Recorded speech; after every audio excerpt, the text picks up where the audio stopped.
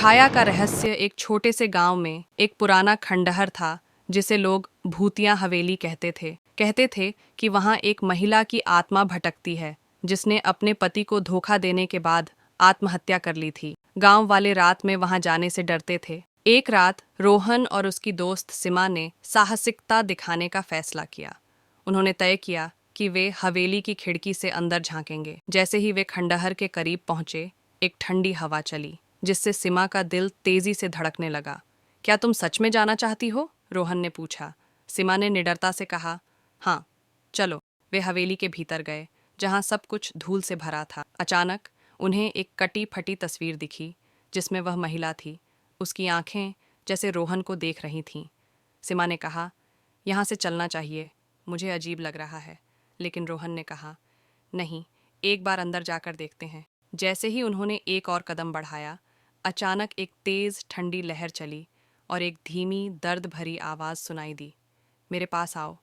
सिमा का दिल बैठ गया। उसने रोहन का हाथ पकड़ा और कहा, चलो, यहाँ से चलें। लेकिन रोहन ने आगे बढ़ने का फैसला किया। मैं जानना चाहता हूँ कि वह क्या चाहती है। जैसे ही वह आगे बढ़ा, अचानक से दीवार पर एक छाया प्रकट हुई। वह वही महिला थी, उसकी आंखें गहरी और क्रोधित। तुम्हें यहाँ नहीं होना चाहिए, उसने चीखते हुए कहा। रोहन ने पीछे मुड़ने की कोशिश की, लेकिन दरवाज़ा अपने आप बंद हो गया। सिमा ने रोहन को खींचते हुए कहा, आओ, भागो। लेकिन तभी उस महिला की आत्मा ने रोहन को पकड़ लिया। तुम मेरे रहस्य को नहीं समझते, उसने कहा, और उसके चेहरे पर एक भयानक मुस्कान थी। सिमा ने झटपट एक पुराना शीशा उठाया और उसे रोहन के पास रखा। जैसे ही रोहन ने उस छाया को देखा, वह समझ गया कि वह आत्मा उसके ही पूर्वज की थी जिसने धोखे की वजह से आत्महत्या की। मुझे माफ़ कर दो, रोहन ने चिल्लाते हुए कहा। लेकिन उस आत्मा ने कहा, तुम्हें इसका खामियाजा भोगना पड़ेगा। उसके बाद हवेली में एक भयंकर आवाज़ गूंज उठी। अचानक सब कुछ अंधेरा हो गया और जब रोहन और सिमा को होश आया तो वे हवेली के बाहर थे।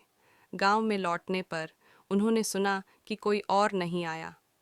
वे जान गए थे कि भूतिया हवेली का रहस्य अब उनके साथ था।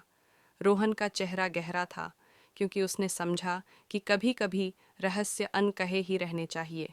गाइस लाइक और सब्सक्राइब जरूर कर देना यार, बहुत मेहनत लगती है वीडियो बनाने में।